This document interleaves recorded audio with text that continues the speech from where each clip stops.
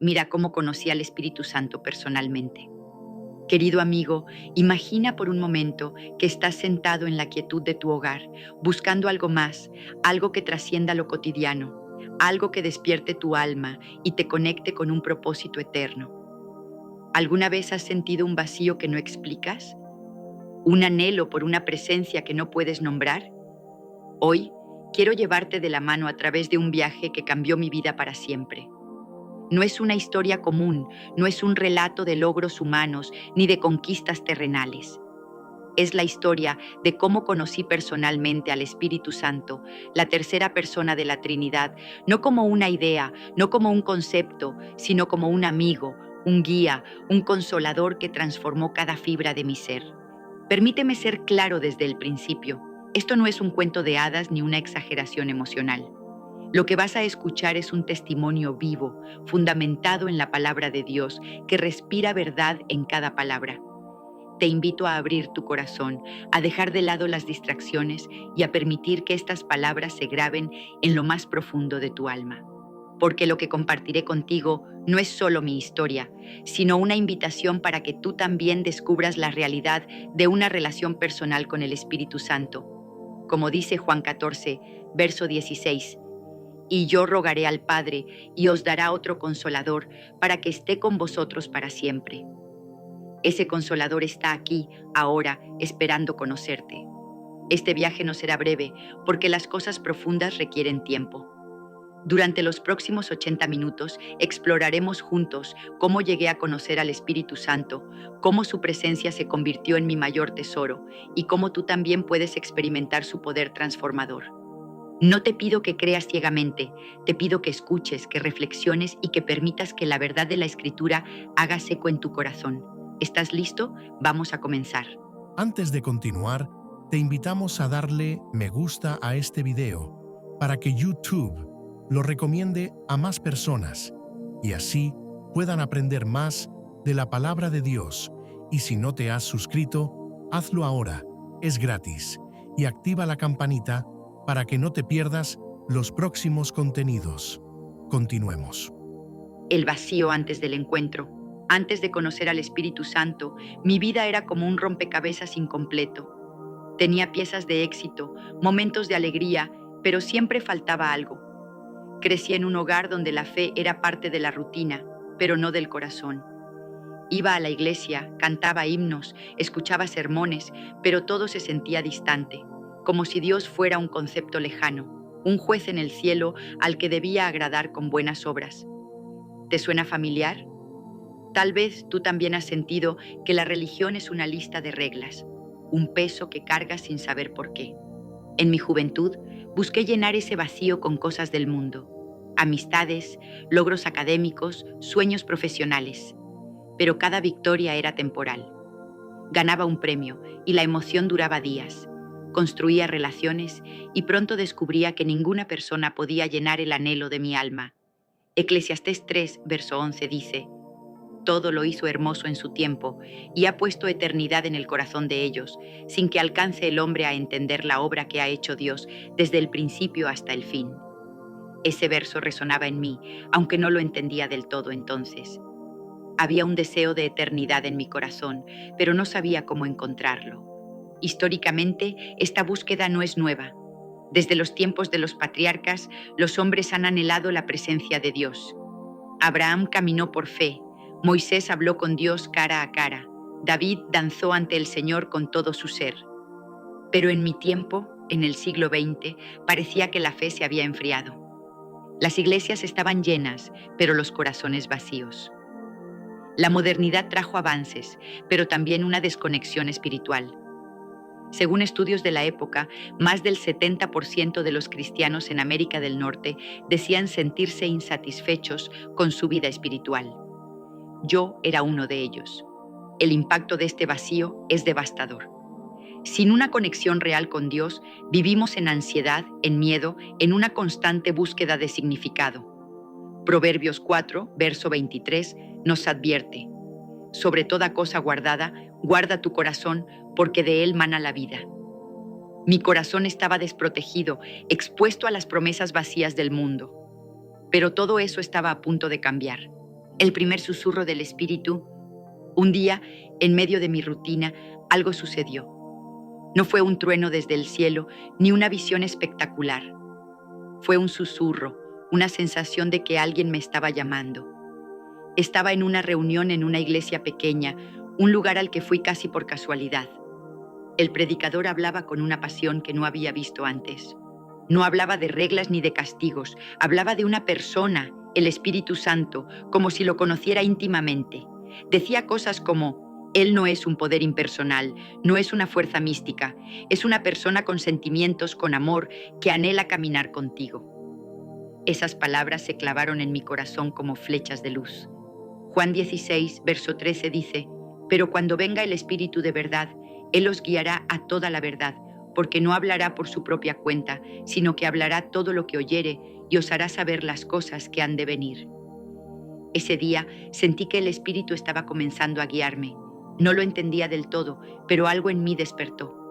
Era como si una puerta que había estado cerrada toda mi vida comenzara a abrirse lentamente.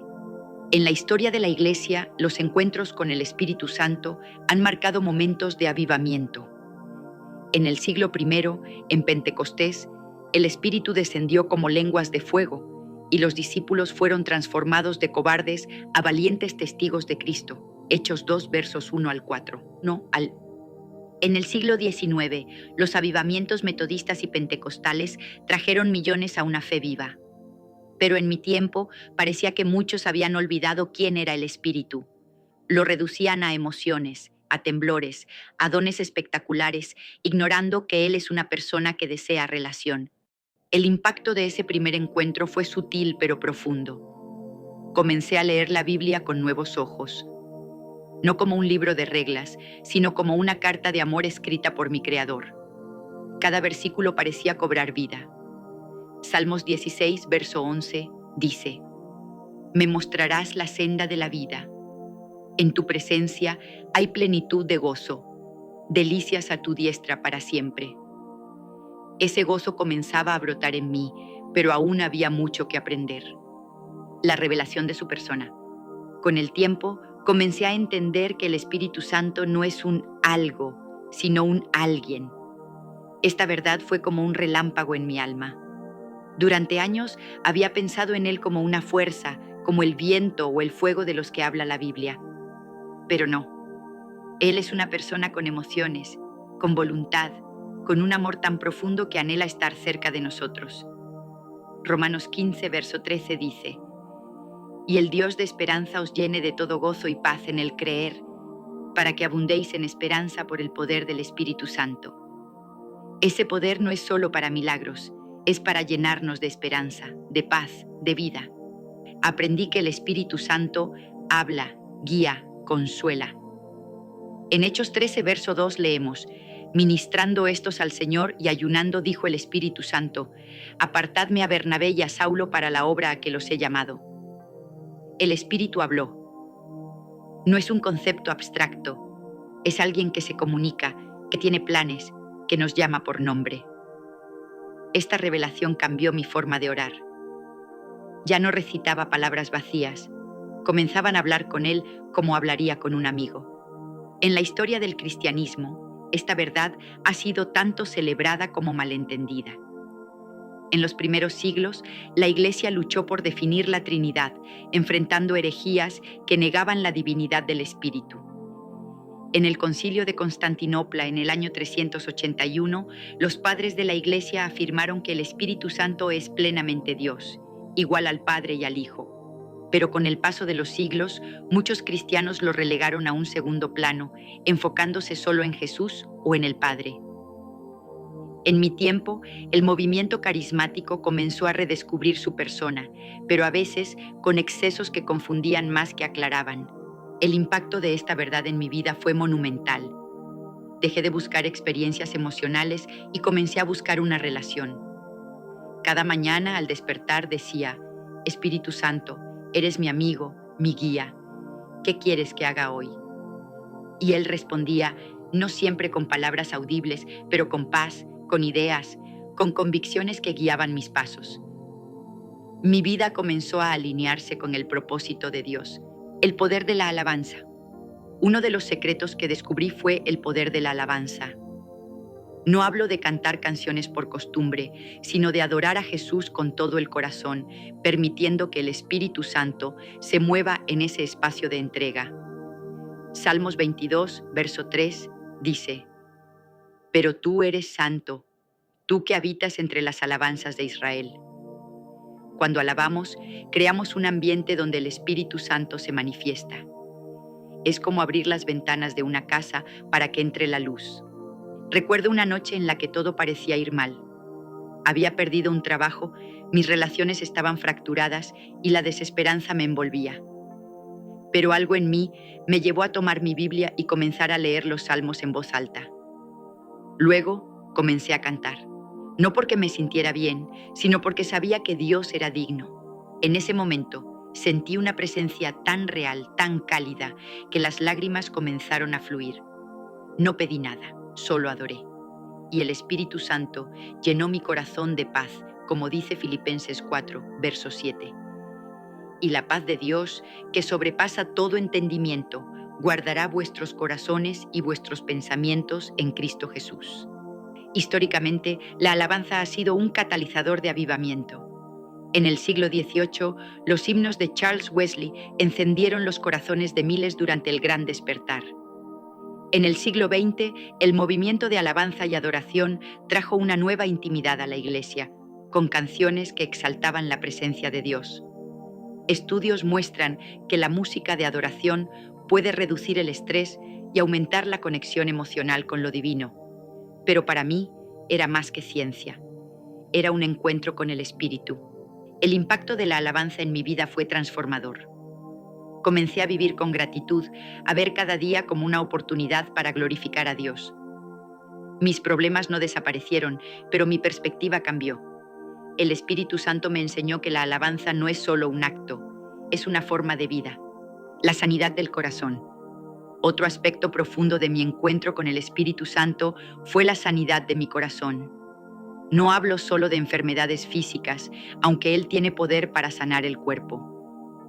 Hablo de las heridas emocionales, los recuerdos dolorosos, los rechazos que habían marcado mi alma.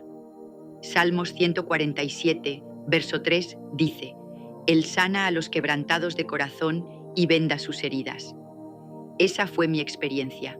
Había llevado conmigo el peso de un abandono en mi infancia. Mi padre, aunque presente físicamente, nunca fue emocionalmente accesible. Creí que no era digno de amor y ese pensamiento envenenó mis relaciones. Pero el Espíritu Santo comenzó a trabajar en mí. En momentos de oración traía a mi mente recuerdos que había enterrado. No los revivía para herirme, sino para sanarlos.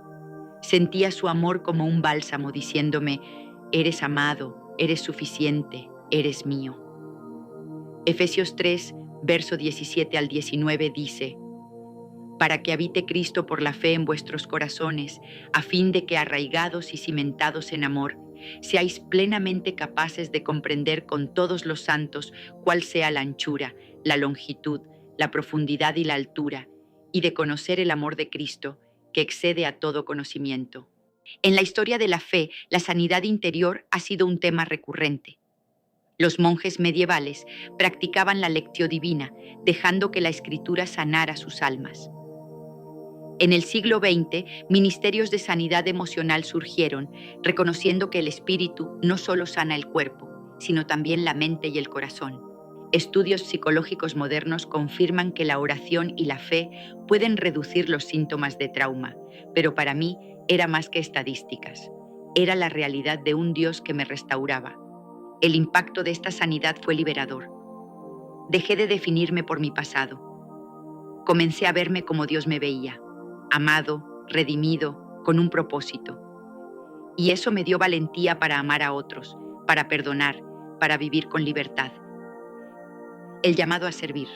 Conocer al Espíritu Santo no es solo para nuestro beneficio, es para servir a otros. Él no nos llena para que guardemos su poder, sino para que lo compartamos. En Hechos 1, verso 8, Jesús dijo: pero recibiréis poder cuando haya venido sobre vosotros el Espíritu Santo, y me seréis testigos en Jerusalén, en toda Judea, en Samaria y hasta lo último de la tierra. Ese poder es para llevar el amor de Dios al mundo. Comencé a sentir un deseo ardiente de ayudar a otros a conocer al Espíritu. No era un predicador famoso ni tenía una plataforma grande, pero en mi comunidad, en mi trabajo, en mis conversaciones diarias, buscaba formas de reflejar a Cristo. Oraba por los enfermos, escuchaba a los heridos, compartía la palabra y veía cómo el Espíritu se movía. Una vecina que luchaba con depresión encontró esperanza tras una simple oración. Un amigo que se había alejado de Dios regresó a la fe después de una conversación honesta. No era yo, era el Espíritu obrando a través de mí. Históricamente, el servicio impulsado por el Espíritu ha cambiado el mundo. Los apóstoles llevaron el Evangelio a pesar de la persecución. En el siglo XIX, misioneros como Hudson Taylor llevaron la fe a China, guiados por el Espíritu. En mi tiempo, movimientos carismáticos inspiraron a millones a servir con pasión. El impacto social de estas obras es inmenso. Hospitales, orfanatos, escuelas, todos fundados por personas llenas del Espíritu. El impacto en mi vida fue un sentido de propósito. Ya no vivía para mí mismo. Cada día era una aventura, una oportunidad para ser un canal del amor de Dios. Y el Espíritu Santo me daba las palabras, la valentía, el amor que necesitaba. Amigo, hemos recorrido un largo camino juntos. Te he compartido cómo pasé de un vacío espiritual a una relación viva con el Espíritu Santo. Cómo descubrí que Él es una persona, no un concepto. Cómo la alabanza, la sanidad y el servicio transformaron mi vida. Pero esta no es solo mi historia, es una invitación para ti. Juan 7, versos 37 al 39 dice: En el último y gran día de la fiesta, Jesús se puso en pie y alzó la voz diciendo: Si alguno tiene sed, venga a mí y beba. El que cree en mí, como dice la Escritura, de su interior correrán ríos de agua viva. Esto dijo del Espíritu, que habían de recibir los que creyesen en Él. Esa invitación sigue vigente. El Espíritu Santo no es un lujo, es una necesidad. No es para unos pocos, es para ti. Te invito a dar un paso hoy. Habla con Él. Di: Espíritu Santo, quiero conocerte. Guíame, lléname, muéstrame tu amor.